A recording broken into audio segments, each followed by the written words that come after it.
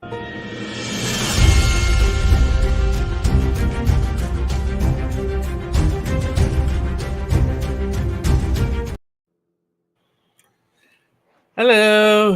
I don't know how to do this intro. Carlos, you need to reorganize this crap better. Good evening, everybody. It's Saturday night, and welcome to the Just Fans podcast. My name is Alan. I'm not the normal host here. I'm here in place of both Poppy and Carlos because apparently neither of them can show up to work on time. So, no. They're both useless, and I'm glad they're not here. Oh my goodness! Don't even deserve to call them by their names. They don't even have to say their names. This is like them. They're not here. Waste of skin number 1 and waste of skin number 2. That's what they get. I was gonna say, Rios is the man that was the guest that never leave. Now he's the only one that shows up. I'm what the people want. Rios, how you doing tonight? Doing pretty good, man. Appreciate you doing this. I know it's last minute. Yeah. Carlos reached out to me when I was at work last night. I was like, sure, I can do it, I guess. I've never done, hosted anybody else's show before, so please don't come at me with your ropes and torches and whatnot, even though, I'm not wearing the official gear of this show. So you're fine, don't worry about it. Yeah. I mean, besides those atrocious headphones and that hat, I won't give you too much of a tough time. Nah, that'll only be when we talk baseball, because let's just go there right now. I mean, the Rangers are pathetic right now.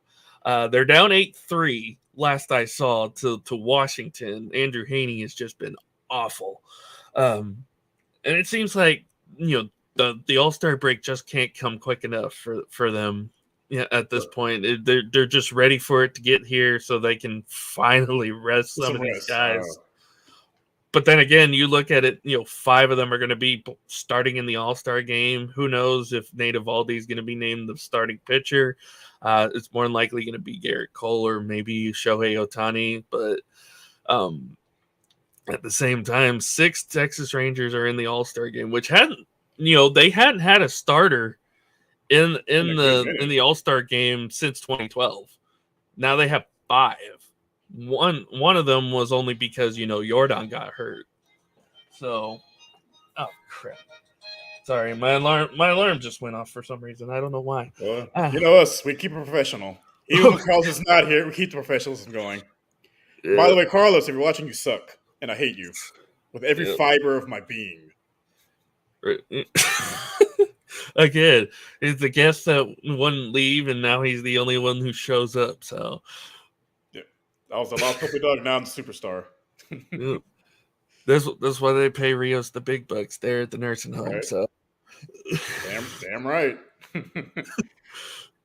No, but go back to the All-Star break. It really can't come fast enough, because especially with the Astros, we got the injuries just piling up left and right.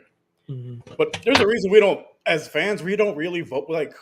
We want to see our guys out there, but at the same time, we want them to rest, because we know October is going to be a long grind, and rather than them not get hurt in a meaningless exhibition game.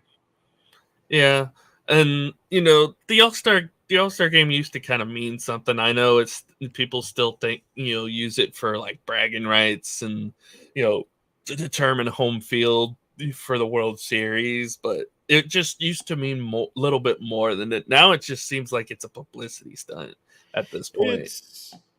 Again, baseball's all about these traditions, and the All-Star game is one of them. It used to be the one, in-season tournament that, or exhibition that people cared about. Now it's, the home run derby is kind of cool, but it's one of those things that's, it's great for those guys that are good on bad teams, because this is their chance to showcase their abilities to people that normally wouldn't see them play. Just like the NBA All-Star game. These guys on these smaller market teams. Hey, it's my chance to, show up for a little bit, because I know my team's not going to make the playoffs, or we're not going anywhere. Mm-hmm. But now it's just, yeah, I'm kind of about the All-Star game. Mm-hmm. And nowadays with the internet and all the access you have, with streaming and podcasting like this show, um, you have access to pretty much every team now throughout the entire season. Back in the day, it was like, if you wanted to watch Pete Rose play, you either had to live in Cincinnati or you had to be, in the Midwest and get it locally. And the All-Star game would be one of those things that you'd be looking forward to every year because you're like, oh, I want to, I'm a Yankee fan. I want to see Pete Rose play, or I'm an Astro fan. I want to see these, superstars play in this All-Star game. Guys would be looking forward to it more. But then again, like I said, we're in the day and age where you can basically watch these guys at any time. You could watch Mike Trout, Shohei Ohtani, and all these superstar players at any point in the season now. Except October. You won't see them there. Yeah, no. only once, which is baffling. Because, again, Mike Trout has been, if not the best baseball player on the planet, and he's only been to the playoffs once. And the same thing with Shohei. Shohei, I don't think, has been to the playoffs at all since he became an Angel. He has not. Let's just say I have the same number of playoff wins as Mike Trout. Yeah. Anyone watching this show has the same number of playoff wins as Mike Trout. Mm-hmm. Which is, honestly, for a guy of his caliber, that's a travesty. But again, he chose to stay. He had a chance to leave. He chose to stay there. Mm-hmm. Like, you saw, his organization is not very well run. Like, but I can't fault him for chasing the bag. I mean, $300 million. I'll take an early vacation in October too. I mean, yeah, pretty much. And you know what? That's what kind of made the World Baseball Classic so compelling, because you got to see these matchups that we don't see in Major League Baseball that often. I mean, how often did you think we were going to end up seeing Shohei Ohtani versus Mike Trout? That was a great way to end the World Baseball Classic, in my opinion. And I think that's part of the reason Ohtani wants to leave, because I think he saw what's happening with Mike Trout. Like, do I want to spend 12 years of my career not playing meaningful baseball in October? Like, no. And for now they're in third, and they're stumbling down the rankings. And I think deadline, he's out. There's no way that he stays there. Oh yeah, definitely. I mean, they're back to 500 right now. You'd think that they, with everything going on with Houston and Texas and their struggles, that the Angels would be taking advantage. Nope, Trout's out. Who knows how long he's going to be gone? Probably Ohtani just went out too, because with a strain in his hand as well. So strain. Who knows if he's actually going to be at the All-Star game? And he probably will be, but as a spectator, I think he's saving that hand to sign his next deal, sign his trade waivers. Yeah. That would be a good question. Where do you think he could end up at next year? Or where do you think he could get traded to if the Angels were like, yeah, we're going to go ahead and trade Shohei? Yeah, he's because if they don't trade him at the deadline, he's going to leave for free, and there's just no way you let a guy of that caliber leave for nothing. Mm-hmm. As far as where to go, I would love to have him here in Houston. It's just I don't know if they're going to want to give up that many assets for what could possibly be a 3-month rental. But again, that's the GM's job. Like, hey, you know what? I know we haven't signed an extension, but hey, look, if you're about a winning culture, the team that's built to win now and into the future, this is going to be your best spot. Yeah. Like, the Angels are going to want a lot. The Angels are going to want a lot for Shohei. Oh, I can only imagine. But you know what? Mm-hmm. He's a generational player. He's worth every penny, every asset to give up. He's worth it. Mm-hmm. But the question is, you got to think long term. Mm-hmm. Say, he gets traded to a team like the Astros, where we give up a lot to get him, but there's no guarantee he'll sign here. As a GM, that's your job. Like, hey, you know what? You're about the winning culture. You're about winning now and into the future. This is a spot for it. Like, look at our record since we came to the AL. We have dominated the AL since we've moved to that a few years ago. So that should be the sales pitch. If they want to, if they do trade for him and want him to sign here long term, is it going to cost arm and a leg? Almost definitely. Mm-hmm. Because the thing with the Astros, especially with the owner, he doesn't like doing these 10-year deals. So that's the thing with Ohtani. I think it's going to take a lot of convincing. Hey, I know you want this, 10-year, $300, $400, $500 million contract, but say take a shorter term deal, like 5, 6, 7 years, more per year, and start off at basically that make that the basis of negotiations at that point. And you're going to be on a team that is consistently going to be there, playoff team, potentially ALCS World Series team, for Yeah, years to come. yeah. The ALCS is basically the Astros Invitational since 2017. I mean, yeah, it's been kind of nice because we're not seeing the Yankees every year, thank God. But Oh, we won't for a very long time. yeah, and it doesn't look like that way either. They might not make it out of the wild card game Yeah, as I looking right think now. it's depending on how long Judge is out. But even then, I don't think he's enough to save that team this year. I think this is going to be a Mm-hmm. lost year for them. Mm-hmm. Oh, most of their problems have been in their pitching, and it just seems like their bats have just not been able to figure it out. I mean, they've I already mean, gotten rid of what's his name, Aaron Hicks, who's hasn't done too bad in Baltimore, but still, yeah, you know, but still at the same time, DJ LeMahieu has been awful. Um, IKF has been awful. It sucks as when seeing the guy who used to be on my team, the Texas Rangers, kind of fall as far as he's at. When he's their best pitcher, it's like, oh god. yeah, same thing with Garrett Cole. Mm-hmm. Like Garrett Cole in 2019 was just an unstoppable force. Mm-hmm. And I honestly, I wish we would have done more to keep him here. But again, I understand. But that's why it is a little worry sometimes with the Astros, the reluctance to give out these big deals. I can see why, because their formula has been working. If it's not broken, why change it? Mm-hmm. But yeah, with the Yankees, their biggest issue is just outside of Aaron Judge, they really don't have anyone that's going to consistently, make contact, get on base. Like they're basically all about, either hit a home run or strike out. It's you got to do Mm-hmm. more than that in baseball. You got to get on base. Got to make contact. They got to focus on making contact and getting on base. Guys with the Mm-hmm. Astros, we don't hit a ton of home runs, but we're consistently getting on base and making contact, like making the right plays. Mm-hmm. I don't usually speak ill will of the dead, but I'm pretty sure George Steinbrenner is rolling in his grave right now of Oh, how I bad could. this team looks. I mean, yes, that they are in a position to be a wild card team, but at the same time, you know, It's the New they're York not they're Yankees. not spending they're not spending the money they should be on guys that they need. You just got Rodon back like yesterday. Yesterday was his first start of the season. It's taken him half the year to get healthy. You mentioned it. Judge is out. Who knows how long he's going to be out?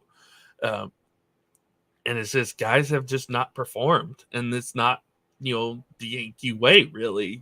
It had George still been alive, he'd be going after guys like Otani, Trout, those type of players instead of settling for Giancarlo Stanton or DJ LeMahieu or whoever else they've been getting recent. I mean, Anthony Yeah. Rizzo's nice. He's probably the best player on that team right now. But again, Dude, if Anthony Rizzo is your best player, your team has problems. I was gonna say again, would you rather have Anthony Rizzo or Mike Trout? I'd take Mike Trout at 9 times out of 10. Well, the Yankee way is basically, buying the best of the best. I don't know if they decided to go with a different philosophy to try to save money, or I don't follow them that well to know what their philosophy is at this point. Because I remember as a kid, like any big name player, right, Clemens, Pettit, you could run down the list. They all ended up being Yankees somehow. Mm-hmm. And then I want to say like after '09, it's just they've It's been wild. they've been okay, but they dominated in the '90s, and Mm-hmm. before that, and it's. I mean, I don't mind seeing their downfall, I but was gonna still, say 2010 was probably their last big chance to win a World Series with the George Steinbrenner built team. Uh, yeah. Because you're look at their welcome for last that. You're welcome for that, America. By the way, A um, Rod, A Rod, A Royd, whatever you want to call them. yeah. That was probably like their last like the huge marquee signing. Like he was the best player in baseball, and they took him from the Rangers. yeah. I always tell people the downfall in that series was we put Cliff Lee in Game 6 at home. I forget who they pitched, but they kept Andy Pettitte on the bench all night. Did not put Andy Pettitte out that entire game. Had they started Andy Pettitte in Game 6 in that He series, probably would we have would won. have gone to 7 and it would have gone to New York. And Yeah. they probably would be in the World Series at that point. But that one mistake kind of derailed the Yankees for the last decade and a half at this point. And then of course Brian Cashman just hasn't helped either. No, not in the slice. But Mhm. hey, Brian, keep up the good work. I looked at this stat. This was crazy. This came up across to me about a month ago. Aaron Boone has the 5th most ejections out of active managers in Major League Baseball right now. 4 of those guys have been in the league 20 plus years. Let that sink in with how rough it's been for Yankee fans. It's just half the time you go to a game, you're either expecting dreadful defeat or you're expecting Aaron Boone to get ejected. One of the two. Man. Gotta love being a Yankee fan at this point. Oh, I have a lot of friends that are Yankee fans. They're miserable. Yeah. Well, yeah, like you mentioned, we're both in the spot where injuries have for you injuries have kind of derailed the Astros a little bit. I've told people here lately is like if the Astros had stayed healthy all season long, they'd be ahead in the West right now, probably by like 4 to 5 games at this point. We're holding on slightly to a 2-game lead, which I think might end up being 1 at this point. I don't know how you guys are doing Right now. now. It's last time I checked, it was 2-2. Yeah, it's still 2-2. We're top of the 6th inning. So we'll see. They've shit the bed the last 2 games. I think hopefully they get it together these last 2 games before the All-Star break. Because if they can win these next 2 and the Rangers lose these next 2, it's going to get real interesting after the All-Star break. Yeah, it would be tied. It would be tied going into the All-Star break if we lose 2 and you guys win 2. I think from that point, it's going to go based off. So I know in other sports it goes based off of strength of schedule. So I don't know if they do the same in baseball. It's been a minute since we've had someone tied in our division. So I really don't remember how it goes in baseball. Yeah, I'm unfamiliar with that. Right now, it's 2.5 games because we got beat by Washington. So and you guys are tied at 2 with Seattle right now. So if you win today, it'll be 2 games. Gotcha. So it'd be basically like if say we win the next 2 and y'all lose the next 2, be like y'all be ahead by like half a game. Yeah, we'll either be ahead by half a game or a game, something like that. So it'll be again. You'll get Altuve back. You're gonna get Jordan back at some point. Mm-hmm. Brantley, I'm not holding my breath, but and then we just need at the deadline.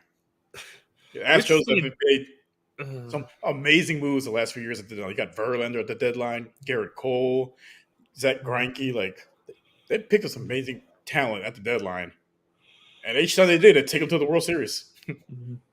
Yeah, I keep hearing that we're gonna overhaul our bullpen and get another rotation arm and maybe another bat at this point. I think bats, you guys are kind of set. Bats are fine. I think bats are fine. They just need to wake up. Yeah, I say with you guys, your issue is pitching.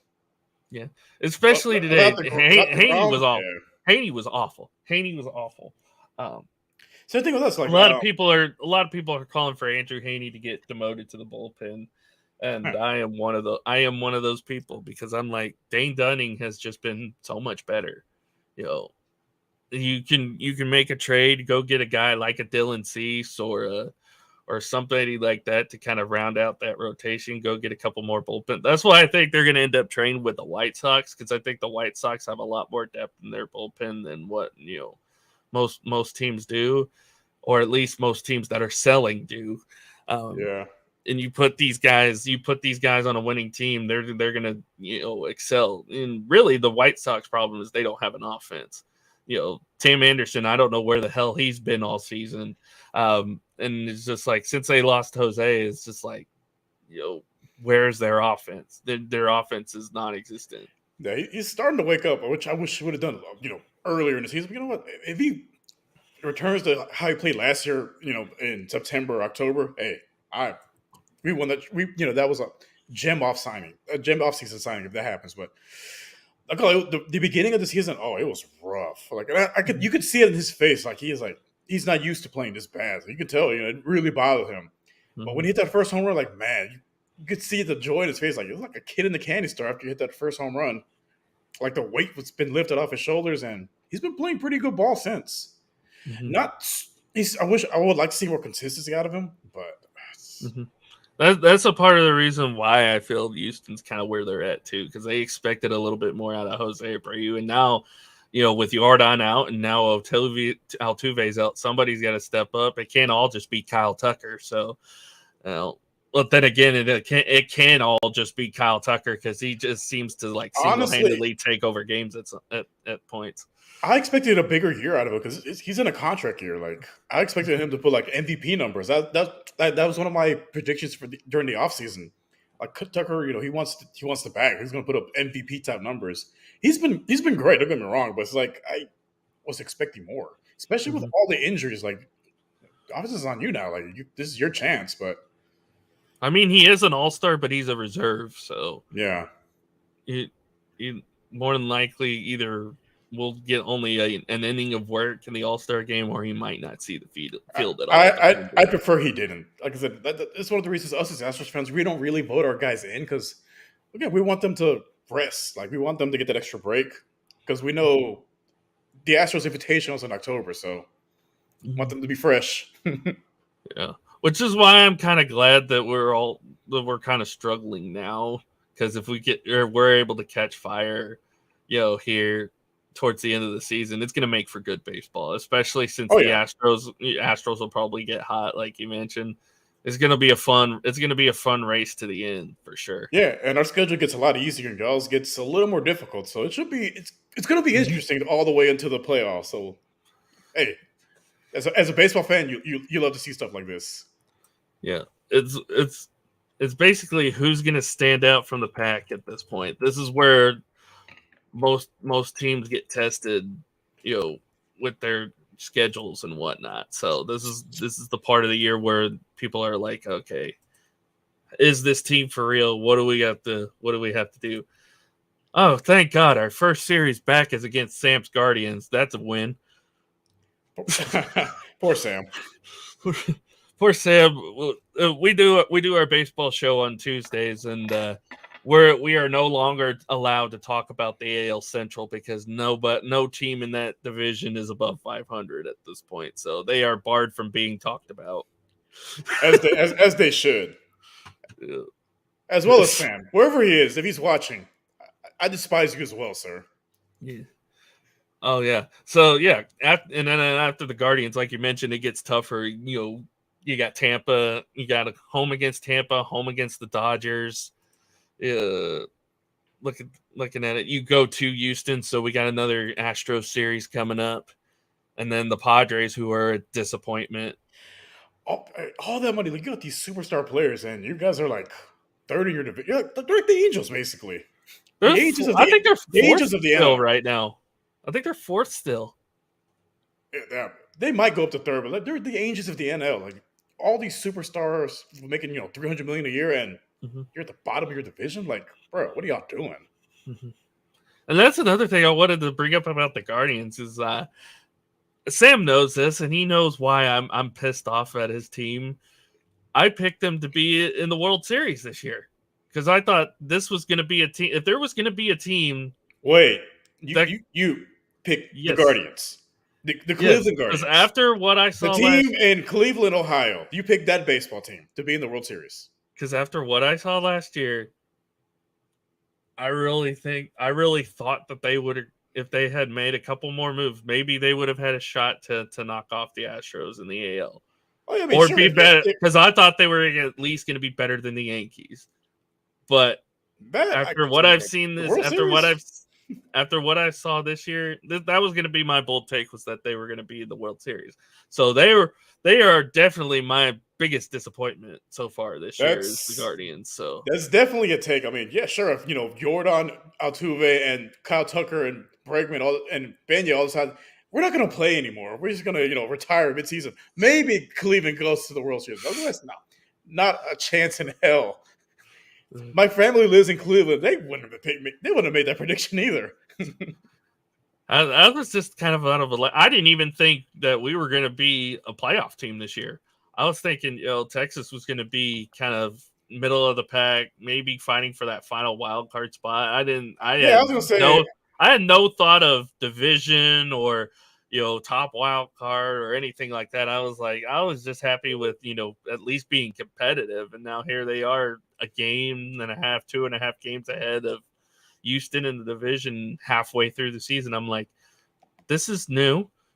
This hasn't happened in a while. It's unexpected. I was gonna for the season. I didn't think we were gonna run through the division. I thought Seattle was gonna be our biggest competition. They've been a big disappointment, honestly. Mm-hmm. Like, you got the rookie of the year. You got Luis Castillo. Like, you have a solid rotation. You got a solid batting lineup. Like, they shouldn't be in third place. But I can't remember if they were at 500 or below 500. Like, but they should be much below it. They're right there with the Angels. I think they're right in that little mid-level mix.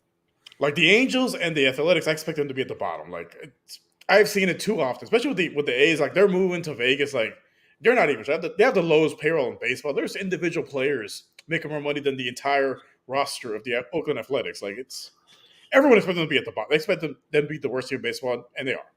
Mm-hmm. But right about them, I was like, it's probably gonna be the Angels, or the Rangers. Like, I expected more from Seattle, but hey, life is full of surprises. Hey, I'll take it.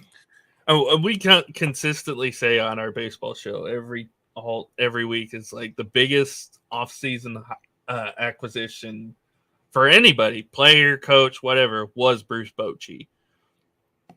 Because in my opinion, Bruce Bochy came in and gave this team a swift kick in the ass that they needed. Yes, they went in and got completely revamped their rotation, but this basically was the same team they had last year. And Chris Woodward just wasn't getting it done. So Bruce Bochy has been a welcome presence for sure. Yeah, sometimes it just takes changing the captain, the person in charge of your team. With you guys, the coach, like, you see it all the time. Like, all these teams that they essentially had the same roster, but they were struggling, and then you change the coach, change the culture, and you're a winning organization. Well, you're winning the division right now, but like, still, like, you know what I mean. Mm-hmm. Yes. So looking at Tampa Bay, they're kind of tampering off here a little bit. They've lost 5 in a row. I mean, they're now record wise, they're now behind Atlanta for the best record in baseball. They're still 4 games, I believe 6 or 7 games ahead of us. They're about 6 or 7 games ahead of Baltimore right now. Baltimore, they got off to that great start. Baltimore definitely has been the biggest surprise, one of the biggest surprises of the year. Hey, tanking works. Yeah, I mean, look at what they did last year. They traded Trey Mancini and got better. That's basically what happened. I'm like, look at the Astros from 2012 to 2013. I mean, 2015, excuse me. We were basically tanking. 2015 was like, no one expected us to make the wild card. Not just make the wild card, but beat the Yankees at that. We had 300 game losing seasons. People were like, this team's not going to do anything. They were an embarrassment, blah, blah. And then we beat America's most storied baseball franchise in a wild card game. And we have not looked back since. So tanking works. People will say, professionals don't tank. Yes, they do. They do. Yeah. They'll use anything they can get, and that's why the whole cheating thing was just kind of blown out of proportion, because people do it all the time. Cheating has been a part of baseball since the 1880s. Like, pretty sure it was in the original rule book. I was gonna say, you came up with the original rule book, didn't you? Yeah. If you ain't cheating, you ain't trying. Yeah. Spoken like a true Guerrero. I miss Eddie. Latino heat. I miss Eddie so much. Right? Eddie was my favorite. Man, he was a joy to I didn't get watch. to watch. I didn't get to watch much of Eddie because he passed away in 2005, and I was only like still in elementary school when he had passed away. But I was going back and Man, watching his matches from WCW on and to like WW. Well, I can't remember if it was still WWF or WWE at that point when it WWF became slash E, because they were going through that merger at that point. But that oh man, he was so much fun to watch. Man, he was one of my the favorites to watch. the O2 run with the SmackDown 6 and what Paul Heyman had built there for SmackDown, it was incredible to watch. Right, like as a Latino, we didn't have a whole lot of guys that were like competing with like for the world championships. Like we just didn't really have that. And seeing him just the way he was on the mic, his skill prowess in the ring, like man, it was just a joy to watch. I think Carlos is in the chat. Yeah. Yeah. I was saying this at the beginning, Carlos. I was like, he's the guy you couldn't get rid of. Now he's the only one showing up. Carlos was a cat urine. Say, don't say anything too loud. His producer's probably standing right next to him. So. Hopefully, if she's listening, hopefully you beat him with a chancla. He deserves it. Leaving the show to America's drunk uncle and then a Cowboys fan. That's not a good look for a Houston show. I mean, it's better than having him at the helm. Oh, hang on. He's like the commander of the Titanic. He's like the captain of the Titanic. Here, I'll be Carlos now. You're a terrible human being, and I hate you. I hope all the bad things in life happen to you and you alone. Yeah. Just imagine me as Carlos, but only I became a Sooner fan instead of a U of H fan. Well, he's from California. I don't care about him. Oh, so he's a USC fan. Oh, okay, that makes him worse.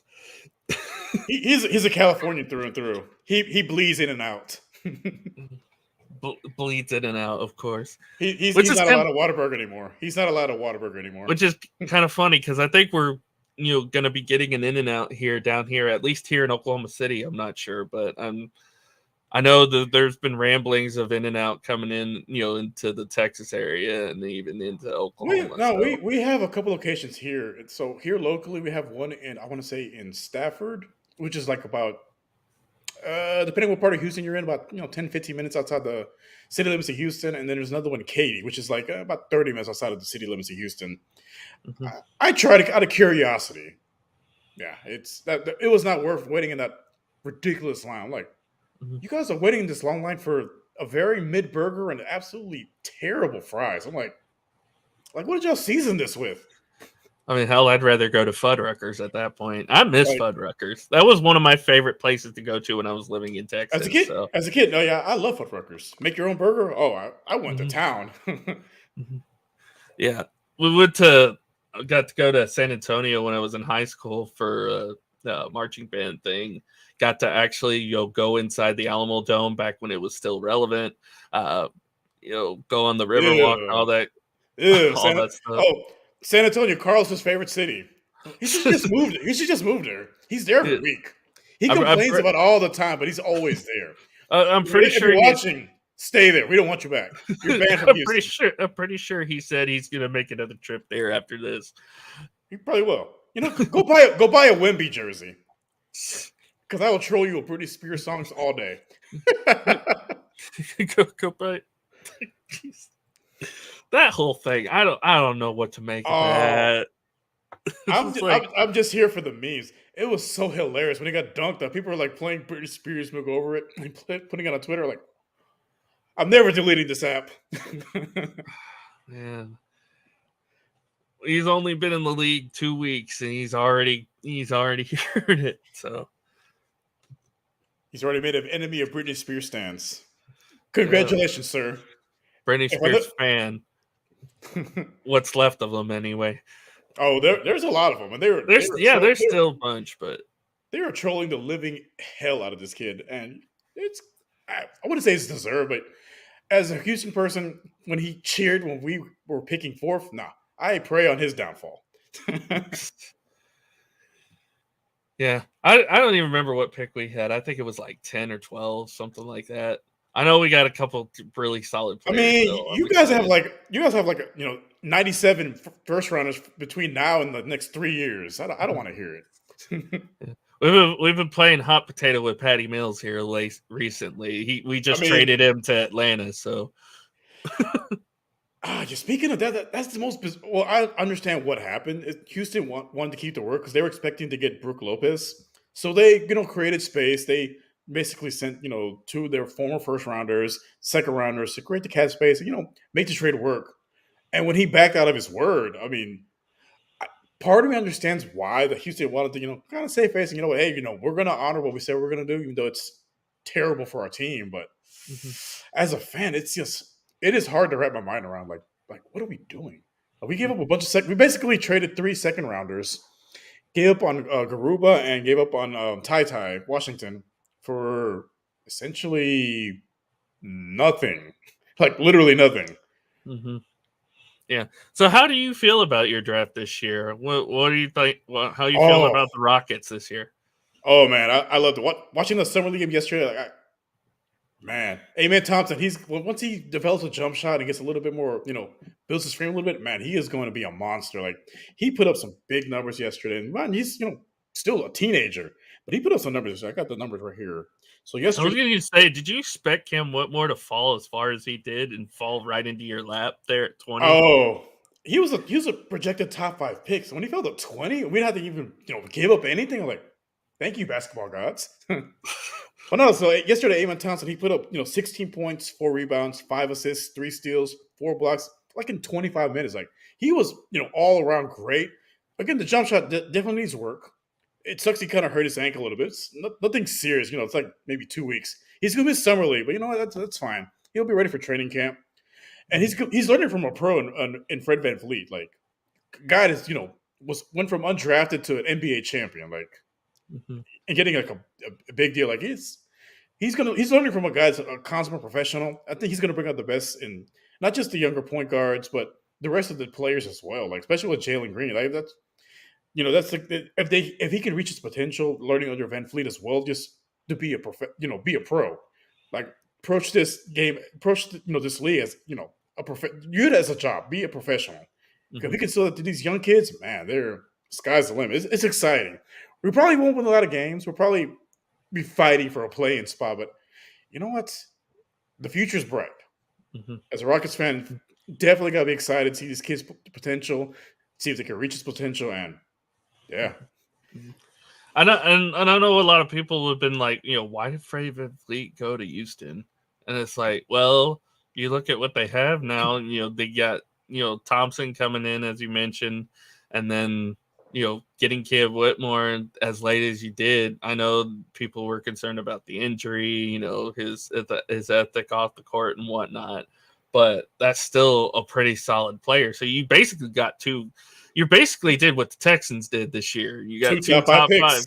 two top five picks. So you know that that And that that could end up coming up big for Houston in the end. So I think that this is probably the best spot for Cam Wilber to come because John Lucas has been great working guys that have off the court issues like Kevin Porter Jr. That's one of the reasons Cleveland gave up on him because he mhm, threw soup at I can't remember if it was a member of the staff or a team. Like he had some off the court stuff that was very concerning to them, so they let him go for nothing. And he's flourishing in Houston. Like he's probably gonna be a 6 man, but I think honestly it's probably the best spot for him because he's not a true point guard. I think mhm, his true position is a shooting guard. I don't see him overtaking Jalen Green, but being a solid 6 man in this league is essentially being a starter. Like look at mhm, Manu Ginobili, 6 man for years. He was good enough to start on any team in the league, but stayed in San Antonio to be a 6 man. mhm, And I mean, running the second unit, I think that's where he's going to flourish because he was our mhm. best shooter last year, field goal percentage wise and 3 point shooting wise. Like running with that second unit and playing with a little bit of a chip on his shoulder, I think you're going to see a different player this year. I think a He's lot of a these guys are going to definitely take that next step up. Like him, Jabari. Like Jabari yesterday hit the game winner at the last second. Oh man, that was so fun to see. Mm-hmm. You see, seeing them, because they're not used to winning a lot of games, especially at the buzzer, and seeing the joy in their faces, like man, like takes you back to when I played as a kid. You know what I mean? Like it's fun. It's fun to watch. Back when the game was invented. Yeah, I used to hang out with Dr. Naismith. I was gonna say both you, Scott Cobe and Keith Angle were all there, at the creation of the game. Keith was there holding the basket up. Scott I was cutting the bottom of it. you were making the basketball, and Scott was coming up with the rules and how to bet on it. So and how to cheat. And how to cheat. No, he did that in football. Remember? It's in every sport. If you ain't cheating, you ain't trying, baby. Yeah, especially if you live in Boston. Heyo. Oh my goodness. But yeah, I see him kind of like what we use with Isaiah Joe in our system. He's kind of like that backup point guard that comes in and then runs the second team. Now it's probably going to be Victor Oladipo now that we brought him back. So he's going to be, man, that guy. Talk about fumbling the bag. Give up $80+ million, and you signed minimum deals at this point. Like, bro.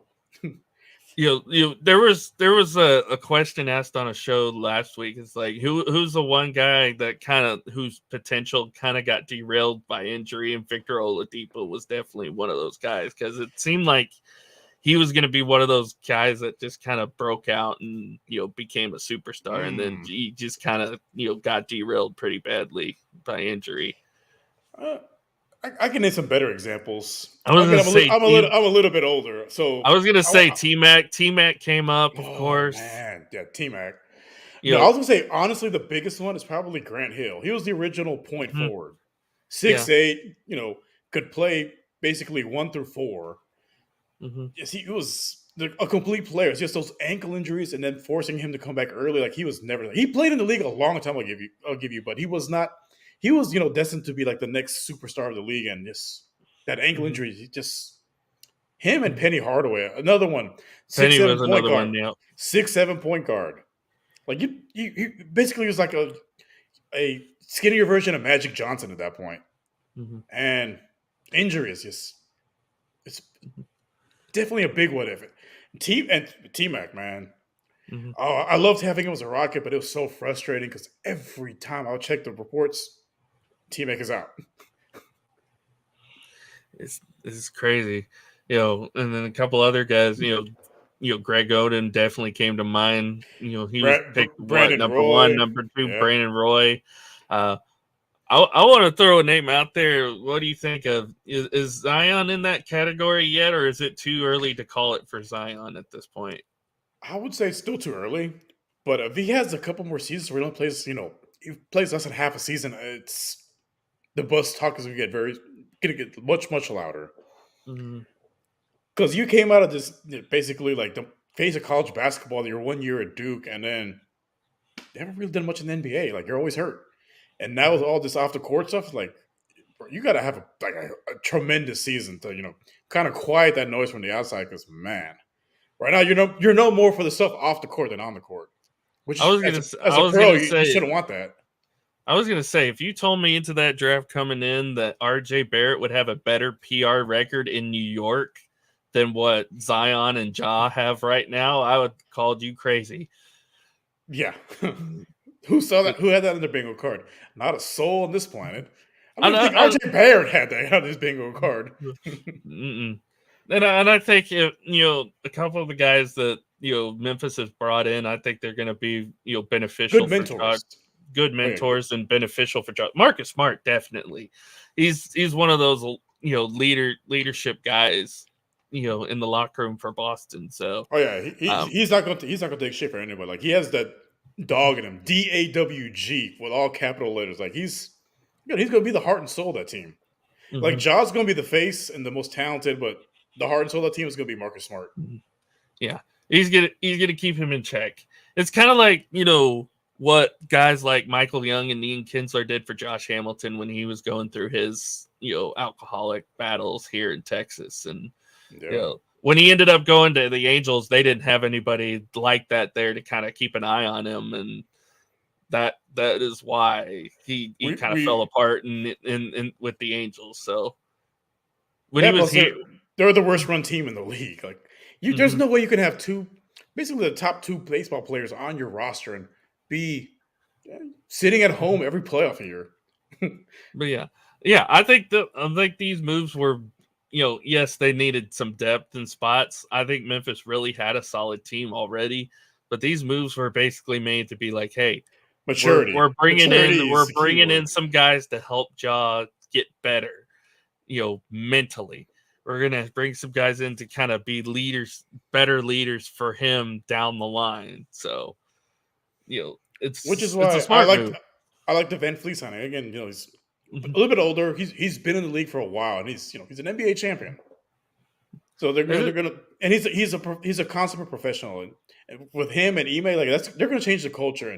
And with Dylan Brooks, if they can kind of tone the antics down and have him just focus on playing all NBA defense, that's definitely gonna be Mhm. a tone setting in the locker room as well. Because again, our starting lineup, more or less outside of Van Fleet and Brooks, is they're all under 21, Mhm. all of them. Yeah. Like your oldest player, from last season was KPJ at 23. Mhm. That's what I was saying. I was telling some of the basketball guys, I was like, I think you're going to start seeing some of these younger teams start to kind of flourish a little bit more in basketball in this day and age, because you're throwing all the old heads on the one team, whether it's the Lakers or the Suns or any of these super teams that they're trying to build up. You're going to see all these younger guys. I keep saying it's going to be the changing of the guard at some point, because LeBron's going to be on his way out. Who knows how much longer Steph Curry has. You know, KD's probably going to be on his way out soon. Russ is probably going to be on his way out soon. Chris Paul, same thing.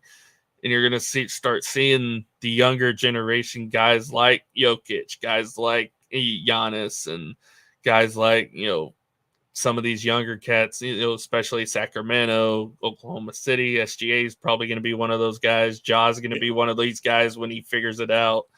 The Rockets, the Thunder, Indiana, like you got a lot of teams with a plethora of young talent. Like they're going to be, it's going to be definitely changing. Like you'll see teams like the Lakers and the Knicks have been a dumpster fire for a while. So I don't even consider them. I was going to say, dare I say, the Knicks might actually be halfway decent in the Eastern Conference for a while. They've been dumpster fire for a while, but they're getting better. And And it's one of those. as a Cowboy fan, it's music to my ears because I like seeing Stephen A. Smith suffer.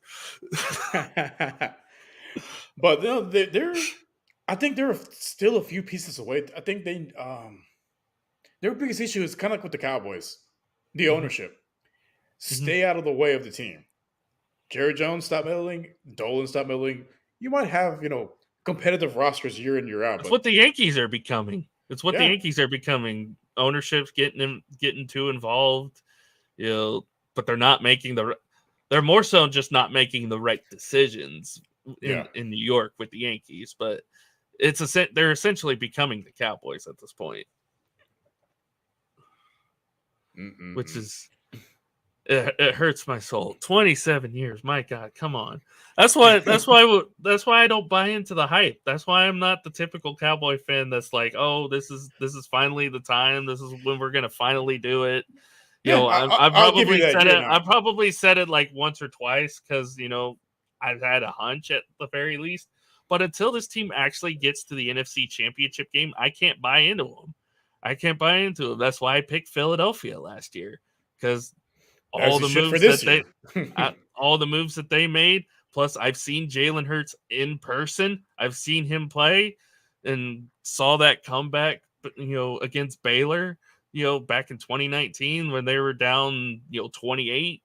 I was like, yeah, this kid's gonna be probably the best of the Alabama quarterbacks in the NFL. It's Jalen Hurts. Oddly enough, he ended up in Oklahoma, and graduated from here, so he's ours now, Yeah, suckers. Alabama can't claim him anymore. No, they can't. Hell no. They could probably get Arch Manning if he ends up transferring out of Texas, but We'll see. Texas, another overhyped program that's accomplished nothing since 2006. Like yeah, living it's in the it's glory days. Speaking of which, I would like to officially welcome you, U of H, into the Big 12. Thank you, thank you. Welcome, welcome.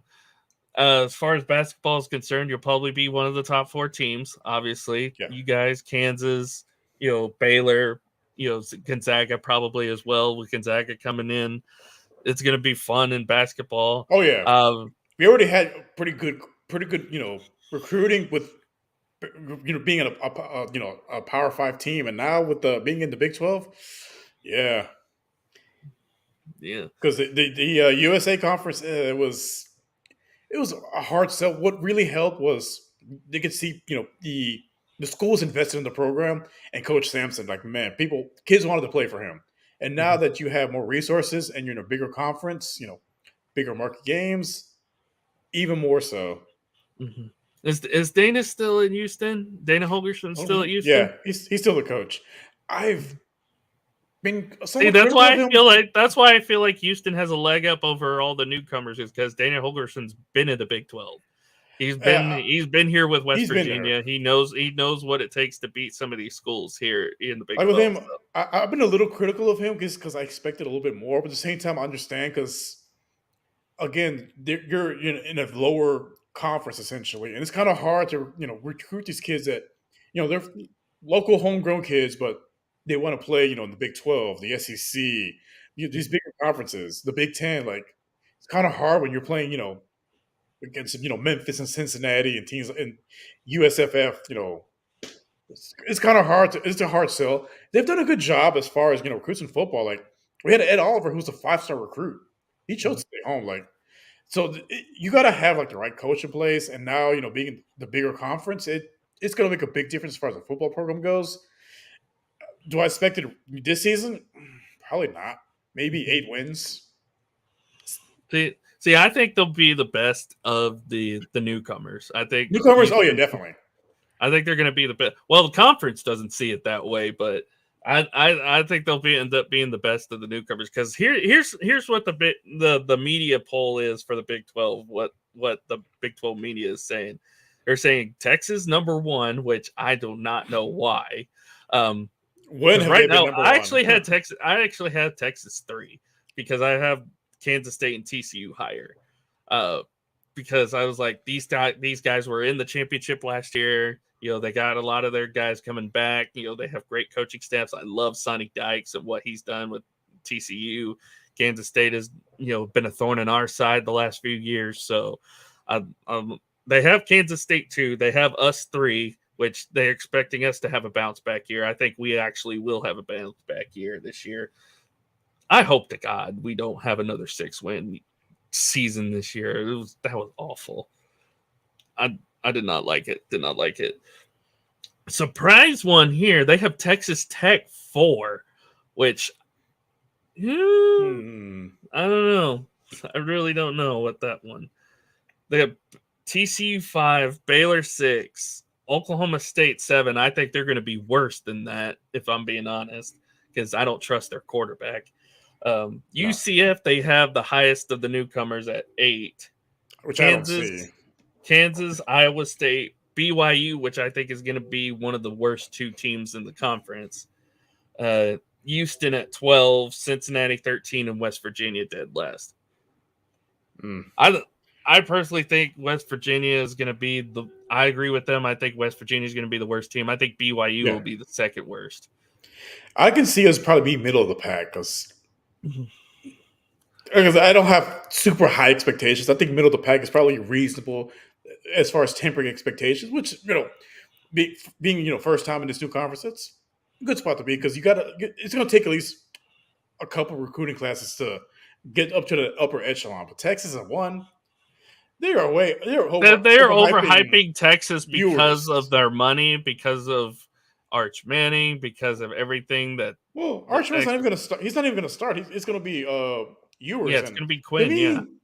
To me, he's basically Johnny Manziel with a sleeve and a mullet. It's nothing but hype. There's a reason he's transferred. See, here's the thing from with Ohio State to UT. Like, there's a reason he transferred. He's once he win the job there, he won it here by default. I don't see it. Again, Johnny Manziel with a sleeve and a mullet. That's what he is to me. And a name, Yeah. the last name Manning. No, I'm talking about yours, but Manning. Ewers is I will say this though, Texas is one of those teams where it's just like you once they have a really solid game, they fall flat at the second half of the year. They had the game against Alabama where they probably should have won had it not been for Quinn Ewers getting hurt. Uh, they beat us pretty badly, but they flop in games like Texas Tech, they lose to Texas Tech. They Right. lose to Kansas State, TCU. They lose to Kansas constantly, which It's is like the games they're that's supposed to win, they until lose. until this past year. Kansas is only Big 12 has only had 3 Big 12 wins. All of them were Texas. So it's like you expect us to believe that this team is going to compete for a national championship when you can't even beat Kansas. Come on now. Absolutely not. And I don't know who they added as far as the draft, as far as their their incoming rookie class, but like who's going to replace Bijan? That was the motor of your team last year. Like who's going to replace Bijan? And his backup went too. His backup went in the draft, Yeah. I believe, 3rd round pick. So you really don't know who's going to be the running back there. So you're essentially basically putting it on Quinn Ewers, and again, he's name and hype at this point. You're basically putting it on Quinn Ewers and Xavier Worthy at this point. Worthy's probably their best player. Xavier Worthy. Like I said, maybe Ewers proves me wrong this year, but what I saw last year, just name and hype.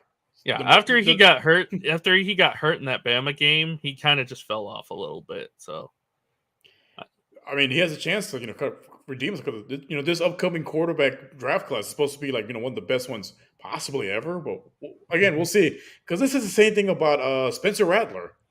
He's going to be the next thing, and look what happened to him. Yeah, we don't like talking about him. Just kind of fell off the face of the earth. Yeah, he got benched for Caleb Williams a couple years ago in that Texas game, no less. And I mean, yes, Rattler's had some pretty good performances. He had the great games against Notre Dame and Clemson and Tennessee, but really he's one of those lightning in a bottle type of quarterbacks. He can have a great game one week and he can have a terrible game the next, which is why I don't think he's going to translate well into the NFL. That's just my opinion. Who knows? He'll be a more athletic Eli Manning. Just average regular season, and then come playoff time, just captures lightning in the bottle. I think he's going to end up being like Johnny Manziel. That's just my opinion. Yeah, I don't see he's going to get drafted by Cleveland and everything. So, no, I don't think he'll go to Cleveland. I think Deshaun Watson is going to turn it around. I hate saying that, honestly, but he's probably going to turn it around. Mm-hmm. I don't want to see that. I want to see Cleveland fail miserably because I want that high draft pick. I'm actually a big fan of Pittsburgh this year because I like what they're doing. They've revamped their offensive line finally. I'm a big fan of Kenny Pickett. I think he fits Pittsburgh perfectly. He just screams Pittsburgh Steeler to me with how tough and gritty he's been. He was at the end of last year. And George Pickens, I think, is going to break out this year. I think he's going to have his breakout year this year. Yeah, I think if they basically, a lot of those targets that went to Deontay Johnson, focus more of those on George Pickens, probably have a better result. Because I was looking at the numbers, the discrepancy as far as targets between Deontay Johnson and the rest of the receivers, like it was crazy. And he wasn't he didn't score a touchdown last year. Like it was crazy. They kept trying to feed him the ball and just didn't pay any dividends. Mm-hmm. Yeah, it's one of those crazy things where it's just like, why are we not throwing it to Pickens more often? Because it just seems like he's the better receiver, even as a rookie. So I mean, just go give him the ball. Just give him the ball. And I like Pat Freiermuth as well as a tight end. So he's kind of that Pittsburgh, continuing that Pittsburgh tradition of having solid tight ends where the fans just cheer his name over and over again. Yeah, yeah. Before him, you had Heath Miller, and before him, they have the tradition of having these, these blue collar linebackers. They're not spectacular. They're not, going to be all pros, but you can count on them when you need a catch, when you need a touchdown, they're going to be there for you. Mhm. I'll leave you with one last question. How you feel about the Texans this season? I know you made the bold prediction that on the draft night, and it came true. You got Yeah. both Will Anderson and C.J. Stroud. How you feel about Houston right now? And I know you already made your big bold prediction for the season, but if you would like to remind your audience, how you feeling about the Texans right now? Yeah, I've said it. So I've been probably the biggest pessimist as far as the Texans, rightfully so. They have done nothing to earn, any type of praise the last couple of years, but they've renewed my optimism, renewed my hope, and I've said it several times, and I'll continue to say it. They're going to win the division. They'll be a wild card team. Now, do they win a wild card game? I think it depends on the opponent. I don't see them winning, but hey, stranger things have happened. Mhm. Yeah, Especially since you're playing the NFC South this year. That's not yeah, a good division. So at all. I think a lot of everyone's going to come there, and from our own division against the Colts and the Titans. Suck it, Sam. or as they like to call you on the show, Mr. Turnover on downs. Yep. I just like calling him Captain Mayo for his quarterback. So, Ugh. uh, my goodness. Uh, we got Bobby G in the comments. What's up, Bobby? What's going on, man? But yeah, Sam, if you're watching, I have two words from the great poets DX. Say for you, Carlos, and that other person, I'm not even going to say their name because you don't deserve any name recognition, sir. Is he even a thing? Is he? I keep telling you. I keep hearing that he's like an AI. Nobody knows if he's actually real. He's an AL we got from Wish. And Bobby G, if you the can see the Texans win the results. division, Browns win the Super Bowl. Wow. Bold prediction for Bobby G. Hmm. Well, considering we own the draft pick, I hope not. I hope they're bottom of the division. We get the second overall pick, so we can get Marvin Harrison Jr. He's likely going to Arizona, if I had to guess at number one. Because if Arizona has number one, I don't think they're going quarterback. Unless they trade Kyler to a team that needs a quarterback like I Dallas or something. I could see that honestly, because if they end up with number one pick with their own draft choice, yeah, Kyler's out. Mhm. Because I think he's when you have to include a clause in a quarterback's contract that you need to watch game film. Like I shouldn't include clauses for you to do your damn job. Like it shows when you're not a professional. Like it's probably not a good fit for you. Maybe you need to go somewhere else, or focus on baseball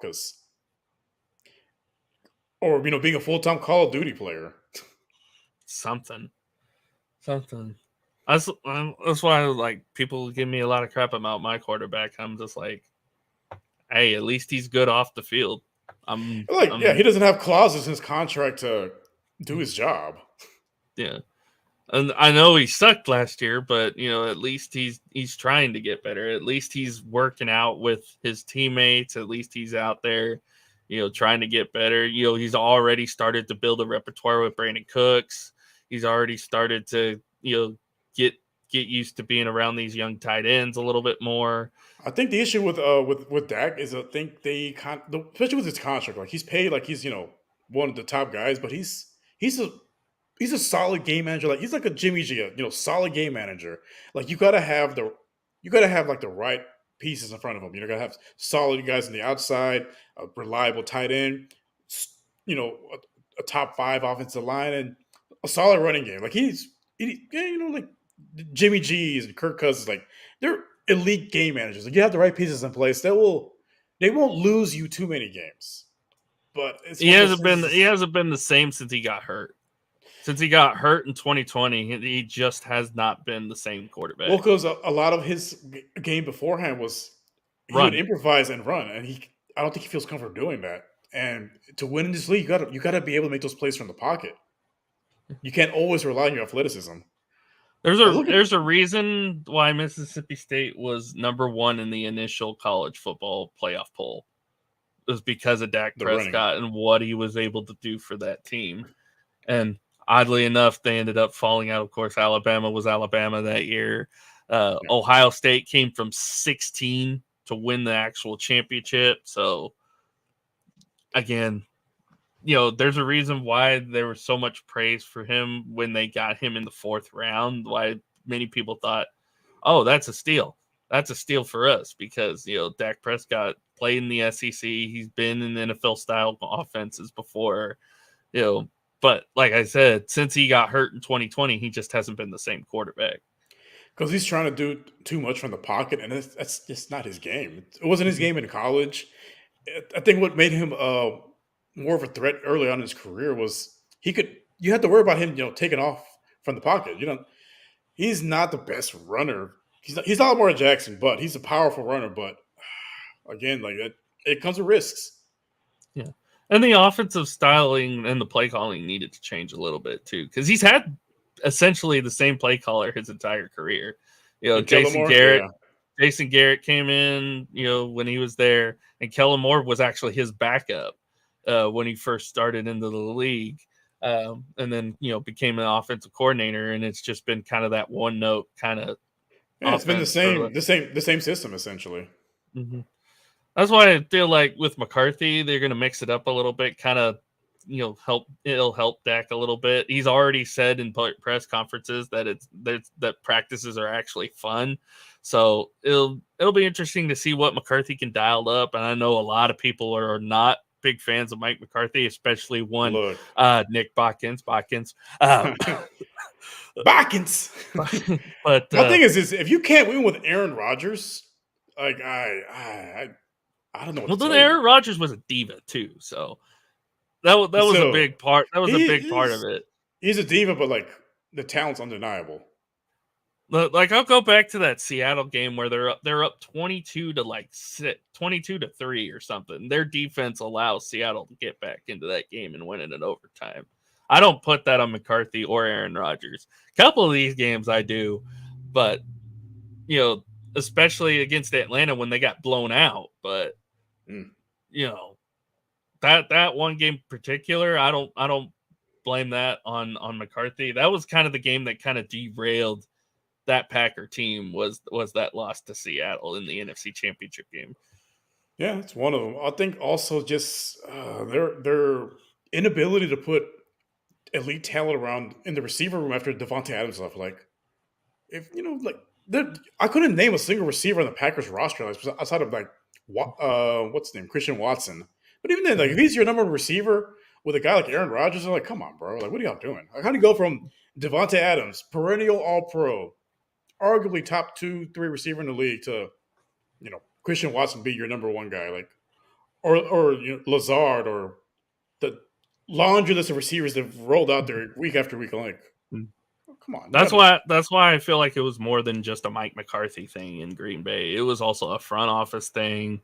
Aaron wanted this. Then they gave him that, and he never really got the guys that he wanted. Now sometimes he lucked out because Jordy Nelson was a 2nd-round guy, and he ended up being great.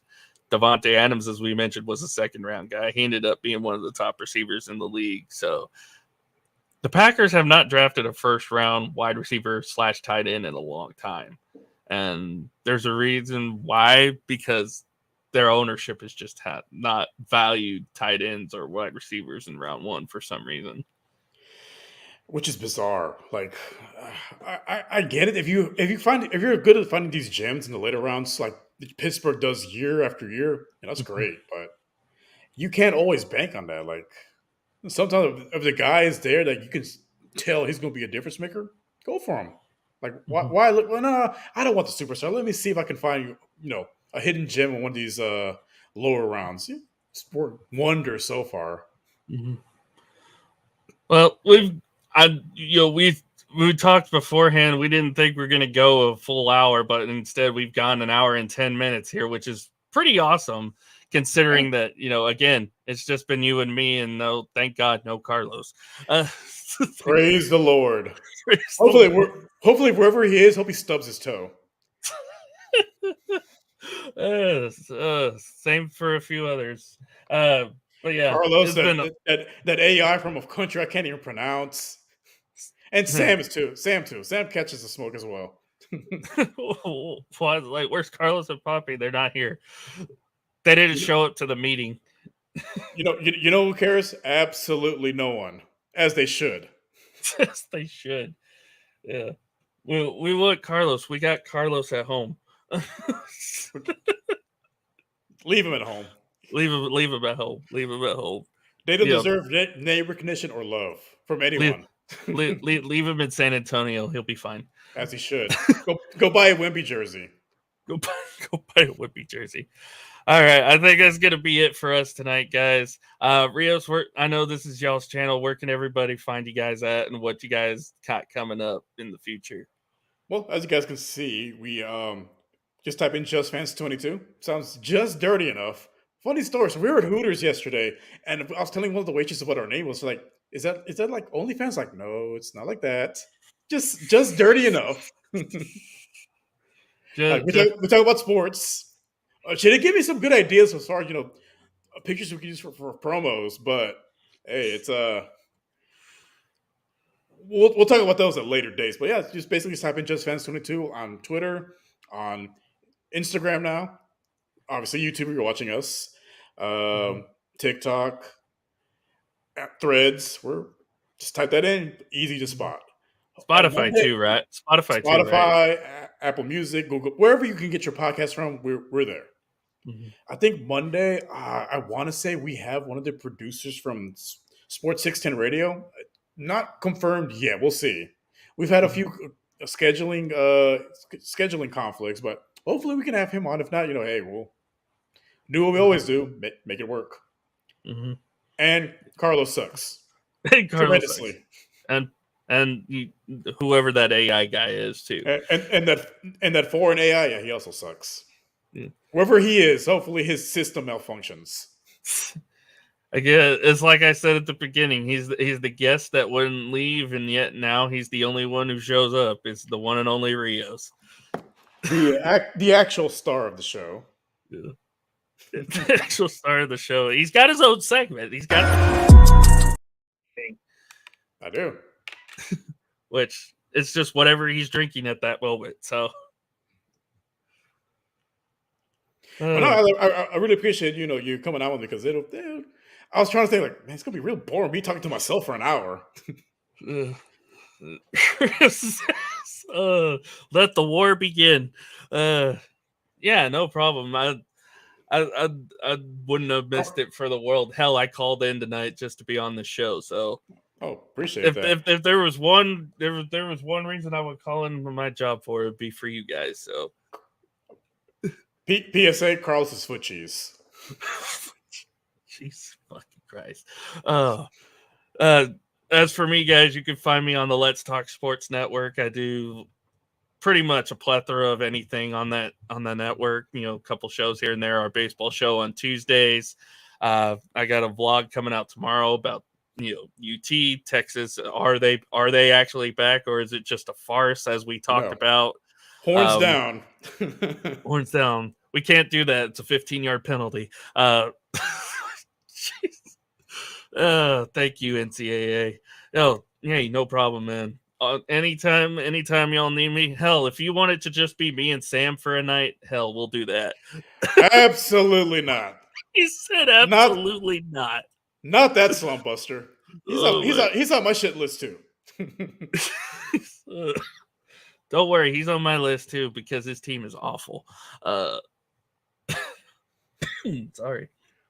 But yeah, you can find me on Twitter at @paralysis30. Shout out to Dan at Let's Talk Sports for giving me the platform, giving all of us the platform to just do what we love to do.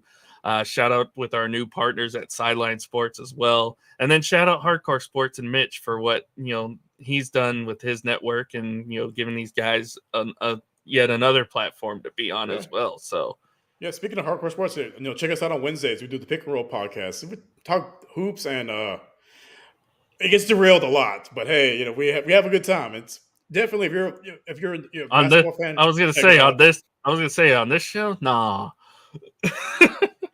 Well, it's their show, but yeah, just Get a little off topic. Oh, always. Oh, it's nice getting off topic. It makes it fun. Because sometimes you hit gold. You Unless just it's start. Carlos. He's a terrible human being and he smells horribly. He smells rancid. It just shits bricks. Oh my god, He's guys! a true San Antonian. Shits bricks, definitely for sure.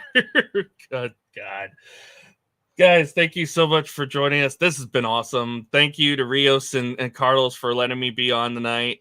Not Carlos. Don't thank him. Oh, yeah. Who's that guy, by the way? I don't know, but yeah, Curse him and his future generations. That's all they deserve.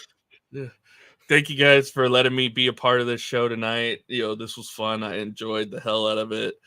Thank you to the community as well. Thank you to everybody who commented. Carlos, I guess, if I have to say it. Juan, Bobby G. Thank you guys so much for being a part of the show.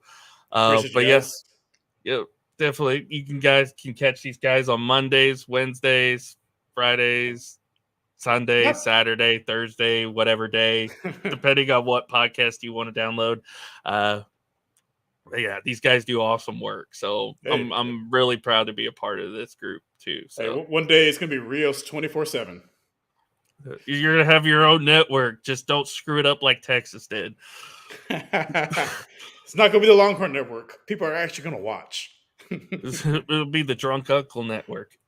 Hey, there's a lot of us out there. Yeah. Drunk uncles, drunk deals, whatever you want to call us. Yep. Guys, have a good rest of your night. I'll see you guys tomorrow morning on my show. We're going to talk about Texas as much as I hate it.